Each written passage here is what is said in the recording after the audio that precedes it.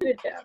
Okay, hello everyone. My name is Kelly Christensen and I'm one of the academic coaches here on campus. And today we're going to talk about some tips to help you stay productive and motivated while working from home. So I'm going to share my screen with y'all. And we should be good there. I'm just going to minimize those things. All right, so this is tips and strategies to stay productive at home. And this is really about adjusting to an online schedule. So I love terrible memes, and this is the one that I've made for this presentation. But part of feeling confident in online classes is a combination of time management and organization. So how can we stay motivated and feel productive during these classes? And there are a couple of different things that go into our effective time management. And those are identifying our priorities, making our schedule visible, creating some action plans, getting organized, and remembering to breathe. So when we talk about identifying our priorities in a schedule, we want to think about what goes into our schedule normally. Some of those key things are classes, study time, meals, work, sleep, and breaks. And normally when I do this with a big group of people, everyone is able to identify classes, study time, and work, but we tend to forget meals, sleep, and break. So make sure to include those in your schedules. They're really important to make sure that you don't feel burnt out. So what we're going to do is kind of go through building a schedule, and some key things to keep in mind are to start with the things that have set times that you can't change. So classes and work are really good examples of these. And then you're going to add in some study times. Try and keep these between an hour and a half long.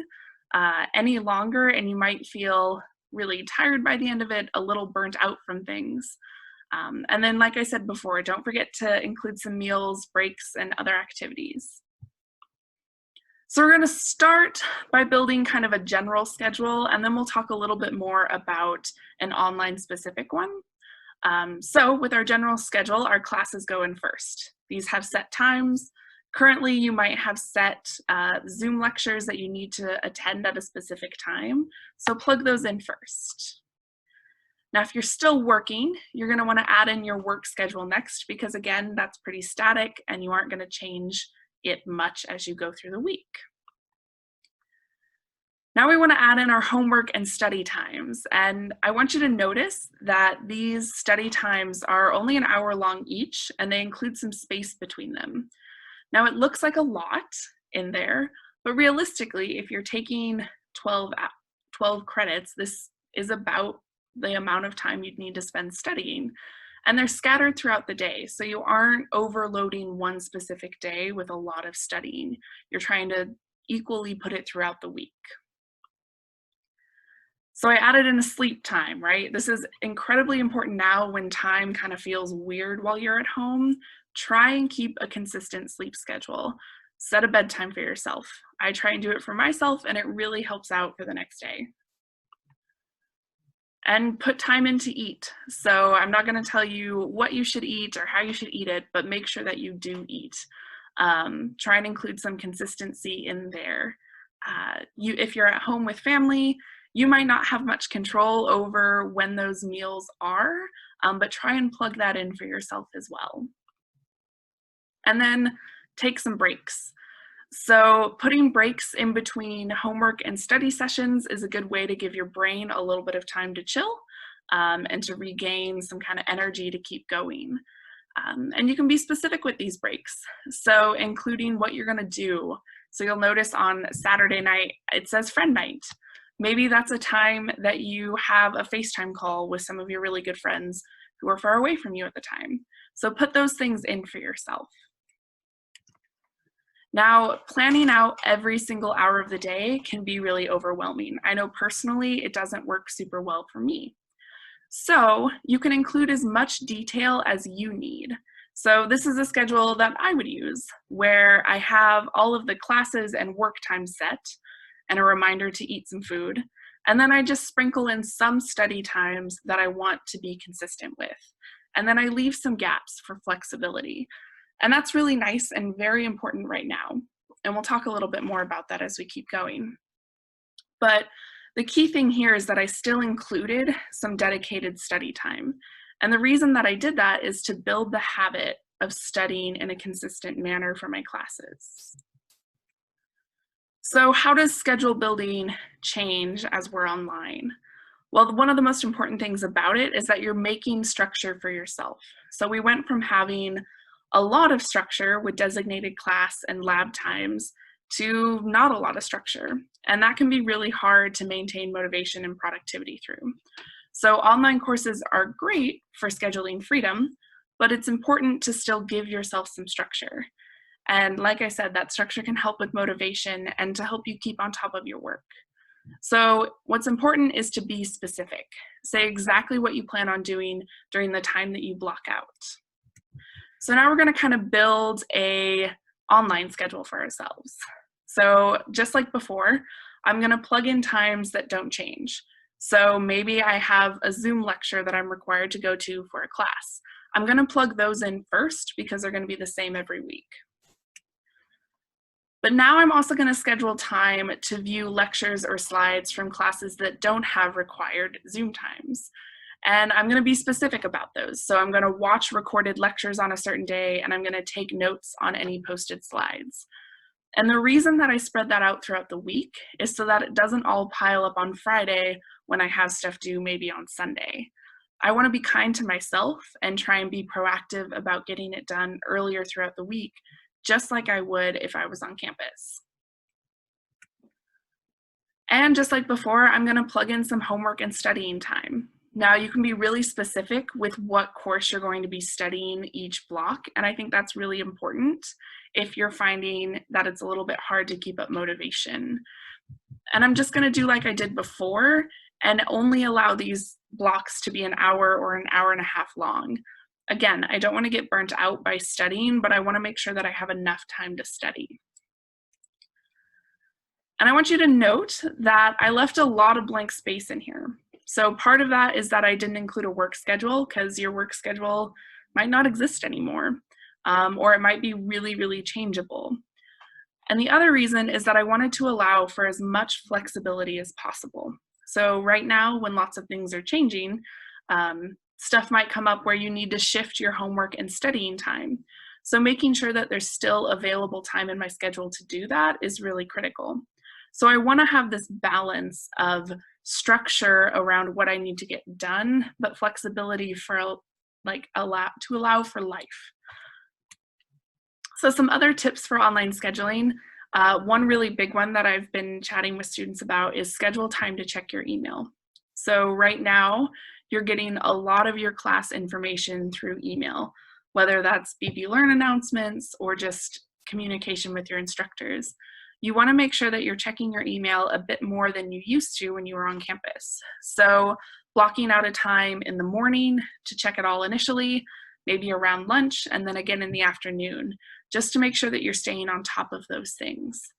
It also helps to check it more so that you don't wake up every morning to like 35 unread emails. It's awful. So check in pretty consistently. One other thing that can be useful is to make a master list of due dates and deadlines. So at the beginning of each week, figure out what's due during that time and post it somewhere where you can see it. Utilize your phone and computer for reminders. So set all of those different alarms on your phone for yourself and set a reminder for the day that it's due, but also 1 to 2 days beforehand. So you're not in a time crunch to get it done before that 11:59 p.m. deadline. And try breaking down that long weekly to-do list into smaller daily lists. So this can really help if you're feeling kind of overwhelmed by the things that you need to do, which is really common. So maybe your weekly to-do list is 15 items long, but if you can spread that out between like 3 or 4 items per day, it suddenly becomes a lot more manageable and you can maintain motivation and productivity. You also want to utilize your online resources for scheduling. So you can structure your study time and get support by incorporating online SI Pass or drop-in tutoring sessions. So maybe one of those blocks that you have scheduled out for homework or study time corresponds to some hours when an SI Pass session is going on for your class. Use those things to your advantage. It can help you connect with other students in the course. You can get support with questions that you have, and it's just a nice way to change up how you're studying. The Writing Center is available to help over Zoom or asynchronously, so you can either schedule a Zoom session face-to-face with a tutor, or you can send in your paper and get feedback sent back to you within a couple days. So if you have a large English paper coming up, you want to make sure that you're still incorporating those resources to make sure that the work that you're submitting is as good as it can be. The library has a chat function, so you can still get support for your research needs. And if you have questions about jobs and internships during this time, check in with Career Services. They've been doing a lot of work to make sure they understand sort of the changing nature of everything that's going on right now. So another key thing is to make your schedule visible, and you want to find the method that works best for you. So it's important to make your schedule visible so that you're being reminded by it. Try posting it on a wall near your workspace. So I have mine like tacked up on the wall next to my computer, and that helps so I can constantly see what I need to get done and not forget some of those things. Since we aren't getting reminders from our professors in class, it kind of falls on you to make reminders for yourself. And actually recording what you need to do can help motivate you to get it done. So just saying, oh yeah, I need to study for a class is one thing, but writing down that you're going to study for biology at 4 p.m. till 5 p.m. really gives you that push to get going with that studying.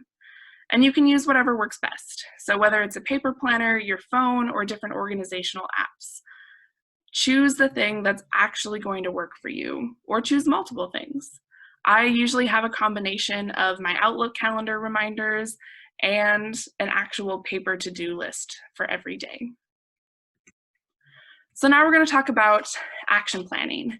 And this is another great way to give yourself some direction and to add some structure into what you're doing. So an action plan is a way of taking a large task and breaking it up into smaller, more manageable pieces. You can action plan big projects, homework assignments, study sessions, or anything else. I often action plan my weekends because I just need that structure in my life. When you're making your action plan, it's important to include intermediate deadlines, and these deadlines can help prevent procrastination. So right now, what I'm hearing from a lot of students is because time is kind of a funky thing when you're not going to class all the time, they're forgetting or they're putting off assignments until the last minute. So maybe you didn't do a lot of procrastination before, but you're noticing that now it's kind of a struggle for you. Try action planning. It can really help you keep on task and keep up to date with everything. So I'm going to go through a couple different types of action plans just to give you a few examples. Do you have a question? No? Okay. So first is action planning your study plan. So maybe you need to study chapter 6 of your biology and you're giving yourself the deadline of April 26th, which is going to be next Sunday. What I did here is I broke down what I want to do every day in order to spread that work out over a longer period of time. So I'm going to skim the chapter of the textbook one day. I'm going to attend the Zoom lectures and take detailed notes for the days that I have them. So it might seem obvious that, like, yeah, of course I'm going to attend those Zoom lectures, but including a reminder for yourself gives you that structure, and it helps you visualize what's going on each day. I'm going to write down all important terms and concepts on one page by the 21st, and I'm going to try out some practice problems by the 23rd. So I'm being specific. I'm going to write down all important terms and concepts on a single page. That gives me some structure for what I'm going to do during my homework and studying block that I've scheduled on my calendar. And then I'm going to write 2 to 3 sentence summaries for each section of notes by the 24th. And you'll notice that that final deadline is earlier than the deadline that I gave myself. And that's to allow for some flexibility again, because like normal, life happens and sometimes dates need to shift. So now let's talk about action planning a specific assignment, and in this case, a paper. So let's say you've got an English paper due on the 28th. You're going to break down what goes into that paper so that you aren't putting it off to the last minute. And you'll notice that these are pretty small steps. So by the end of today I want to find 3 sources. It doesn't say that I'm going to write a ton about those sources. I'm just going to find 3 of them. And then by the 18th, I'm going to develop a thesis statement. Then I'm going to write an outline. And then I gave myself 3 different word count limits that I want to try and reach for the total length of the paper. So breaking down those things into really small, digestible steps makes a big task seem a lot more doable and possible. And that's really critical for maintaining motivation and productivity. Then I utilize one of my resources, the Writing Center, and I'm going to submit a rough draft to them by the 25th. I give myself some time to edit and review that rough draft, and then I finally submit my paper on the day that it's due. So finally, I'm going to go into the type of action plan that I use every single day, which is action planning your day, which might seem very small, but it can be really helpful if when you sit down to work, you're kind of like, where do I even start? So my plan for today was to check my email and respond from 8 to 9 a.m. I blocked out some time just to handle those emails. Then I'm going to attend a Zoom lecture for econ. I'm going to summarize my notes after that lecture for half an hour. Then I'm going to take a break because, again, breaks are important, so schedule them in.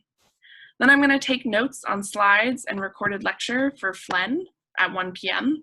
And I didn't set a deadline to that because I'm not quite sure how long it'll take me, but I know that I'm going to start at 1 p.m. And then whenever I finish, I'll take a break. And then I'm going to work on homework from 3 to 5 p.m. And during that time, I might have another action plan to kind of break down what I'm actually doing during that time. So you can think of this kind of like a structured to-do list. So rather than just writing everything on a Post-it note, giving yourself some deadlines to complete those actual items can be really helpful to get you through the day more productively. One other tip that I always like to tell people about is the Pomodoro technique. So if you're sitting down to study or to do something and you're feeling overwhelmed, try breaking down the time that you have scheduled into smaller chunks. So the Pomodoro technique works by working intensely for 25 minutes and then taking a 5-minute break. And after 4 of those, you give yourself a 30-minute break. And it's a way to get through time that's more manageable. And you can change it up. So let's say 25 minutes just seems like way too long to work on a paper for you today. That's okay. Try working for 15 minutes with a 3-minute break. So you can change up those chunks into whatever works best for you that still allows you to get things done. So we have our schedule together. It's visible. We have a plan. Now, where are we going to work? So before all of this happened, you may have gone to the library or to study table or just somewhere that worked best for you, but you might not have that anymore. So how do we set up a space in order to be productive and motivational for yourselves? It's important to know that having a dedicated space for working on schoolwork can really help add some consistency to your day-to-day online schedule. One of the biggest tips is try to avoid working in your bed when possible.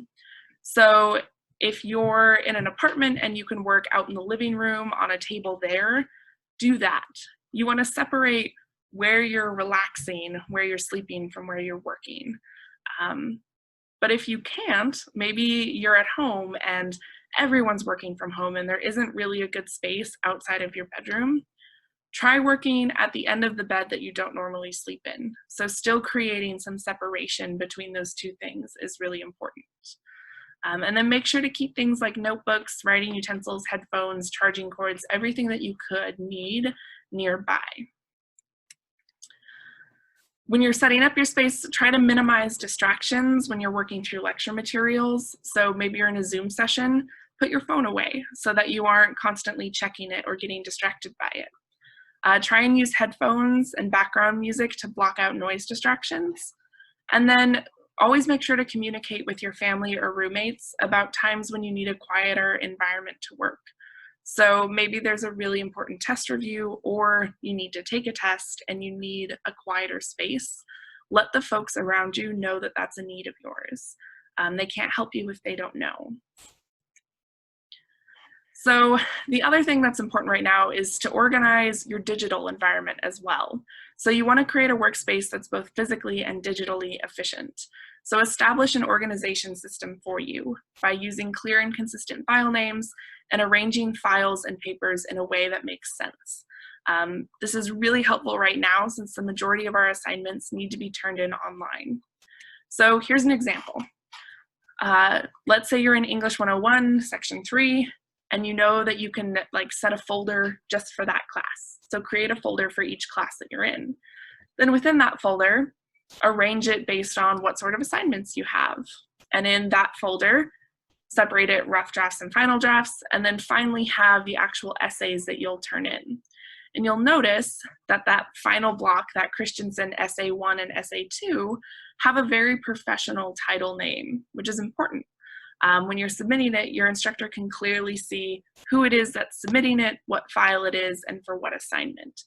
So taking a little bit of time now to organize files in an efficient manner can really help you find things more quickly and submit really professional materials later. So one of the other difficult things right now is that you might be working in a challenging living situation. Maybe there's a lot of people or there's a struggle with internet connection. So I want to talk through a couple of tips on how to handle those situations. So one is explain your situation and needs to your friends and family. So one of the really good ways to do this is to just share your schedule with the people that you're living with. I know when I've talked to my parents about working from home, they don't really understand what that looks like in this context. And I've heard from a lot of students that their parents don't understand that just because they're on their computer all day doesn't mean that they aren't working. They're actually working really hard. So share the things that you're doing while you're there. Explain to your parents that you have these Zoom lectures that you need to attend, that you have to go through recorded lectures, go through posted slides, and take a ton of notes. Let them see the amount of stuff that you're trying to accomplish. It'll give them a much better idea of just how much work you have to do every week. And then develop a schedule with the people that you're living with for things like internet usage and quiet hours. So if you know that there's a required Zoom session that you need to go to and your internet isn't the greatest when everyone's on it, let people know and see if there's a way to kind of structure everyone else's usage around the needs of the people living there. So maybe during your biology lecture, the other people in your household could be working on something that doesn't require the internet, or they could make sure that they're not streaming videos or music or anything like that, just to ensure that you have a good internet connection for that need. The same thing with quiet hours, right? So it might seem a little silly to make this giant schedule and provide this much structure, but it can be really useful and ensure that you have what you need to get the work that you need to do done. Some other tips: communicate with your instructors often. So email, call, Zoom, whenever you have questions, and really let them know if you're having trouble with internet accessibility or accessibility with any of the materials that they're posting. So I know a lot of students in my class told me that some of the recorded sessions would be most accessible if they were put on YouTube. So I started doing that, and it wasn't a lot of work on my end, but it was a lot of help for the students. So let your instructors know if there's a struggle there. We're all trying really hard to be flexible and to work with all of our students, but we can't do that unless we know. So just reach out and tell them if something's coming up that you need some advice or some help with. And then remember to find ways to connect with your friends from a distance. So I've also heard from a lot of students that this isolation is really difficult because they don't have their normal support system in place.